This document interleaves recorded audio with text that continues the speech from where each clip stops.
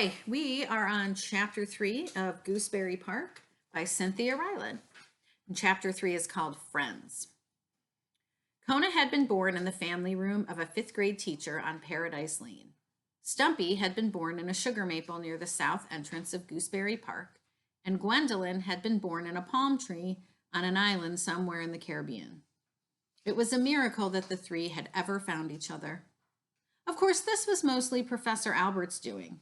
He was a retired biology professor who loved to grow daylilies and listen to the saxophone. Professor Albert had never married, liked living alone, and all the years he was a professor, he never missed the fact that he had no family. He was too busy teaching the cell structures of amphibians. But after he retired and found himself home so much of the time, he began to grow a little lonely. And when he started talking back to the radio, "Oh yes, I love outpatient care too," he realized he needed a pet. So he bought himself a hermit crab. She was the loveliest of all the crabs in the pet store. Her shell was creamy white with wavy brown lines flowing across it. She was quite big, twice the size of the other crabs, and Professor Albert found her enchanting. So he brought her home from the store in a little paper box, named her Gwendolyn, and became her friend. Gwendolyn turned out to be a wonderful companion. Professor Albert carried her bowl from room to room in the house, depending on what needed doing. If he was in the kitchen baking banana bread, Gwendolyn was on the kitchen counter. If he was in the living room watching television, Gwendolyn was on the coffee table. If he was writing letters in his study, Gwendolyn was on the desk. Professor Albert knew that Gwendolyn liked him because she always pulled her head far up out of her shell to look at him when he talked to her. "Gwendolyn, did you know that each giraffe's markings are unique?" As the professor spoke, Gwendolyn's delicate antennae moved gracefully back and forth, and he knew she was listening carefully. Having been a teacher, he was quite good at picking out careful listeners, and it was nice having her. There's a picture of our friend Gwendolyn watching Professor Albert make something. Maybe he's making banana bread. Professor Albert was very happy with his hermit crab, and he had no plans at all to get a dog. He didn't know he needed a dog. He had never even thought about it. But one day, one of his neighbors who had a sister who had a son in the fifth grade class of a woman who lived on Paradise Lane told Professor Albert about the teacher's brand new litter of puppies. 12 in all. 12! The professor could not imagine so many puppies. He tried imagining 12 hermit crabs. So many bowls to carry. How did anyone manage 12 puppies? His neighbor said that the puppies were chocolate Labradors. Chocolate Labradors? How did anyone have chocolate Labradors? The professor imagined children finding these instead of chocolate rabbits in their Easter baskets. The neighbor said the puppies were round like beach balls and that they loved to play. They played and played and played. And when Professor Albert heard this, something lit up inside him, something from when he was a boy. It had to do with dogs and playing. And before he knew it, he was telling his neighbor, "I would like to have one of those puppies." So Professor Albert found himself in the family room of a fifth grade teacher on Paradise Lane with 12 fat little puppies running all over him and all over each other and all over everything else in the room. He was delighted and overwhelmed and could hardly catch his breath, and he wondered how he would ever choose just one puppy from so many. They all looked pretty much the same. Should he just pick one up and go? But as he was trying to figure all of this out, one of the happy puppies crawled into his lap and stayed. It stayed and stayed and stayed. The other puppies romped across him, licked his face, then ran off somewhere else. But this puppy stayed. The fifth grade teacher said to Professor Albert, "Of them all, that's the one who likes to be held the most. He likes company. He'll be glad when he's the only puppy somewhere." Professor Albert smiled. He knew all about liking company, and this little puppy was staying. He took the puppy home. He named him Kona after his favorite coffee, and there in that house, Kona grew up.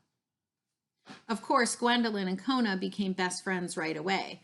Though Professor Albert couldn't understand Gwendolyn's language, Kona could, and very quickly, Gwendolyn assumed the job of puppy training. No, Kona dear, you are not allowed to chew Professor Albert's slippers. No, Kona dear, dogs do not eat encyclopedias.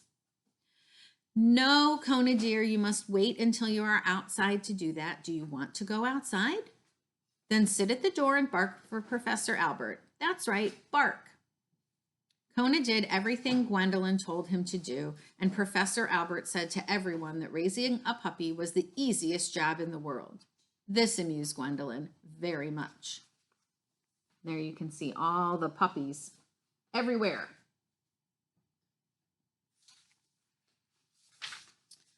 It was a few days more before Kona met the little red squirrel called Stumpy.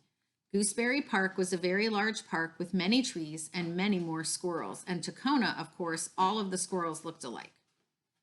Kona went to the park every day with Professor Albert, and while the professor read books about snails and baboons and ants and lilies, listening to Charlie Parker on his Walkman, Kona explored the park and ignored the squirrels.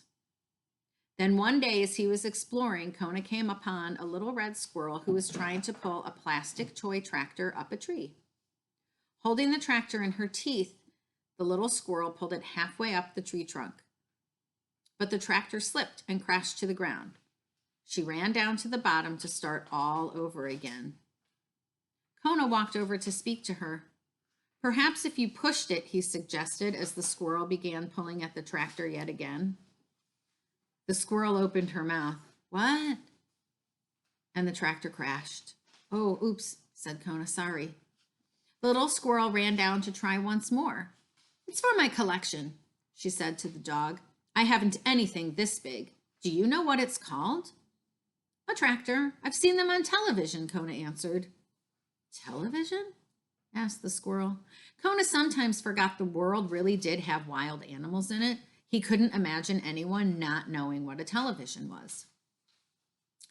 Never mind, said Kona. I simply suggested you push it. Put your paws on the back and roll it up the tree, just like a boy would, or a girl would. Good idea, said the squirrel, and he pushed the toy tractor all the way up the tree trunk and into her nest. She disappeared inside and was gone for several minutes. Kona started to walk away. I'm Stumpy. The little squirrel's red head popped out of her nest just as the dog was leaving. I'm Kona, called the Labrador, happily turning back. What else do you collect?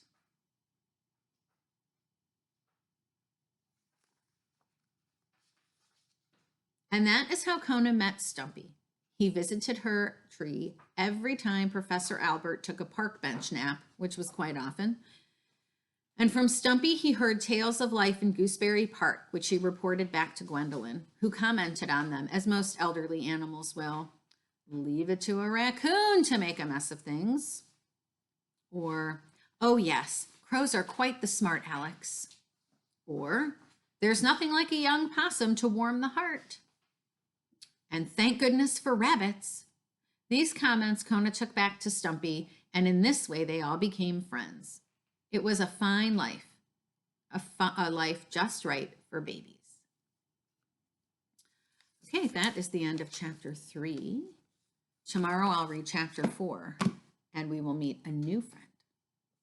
Have a nice day. See ya.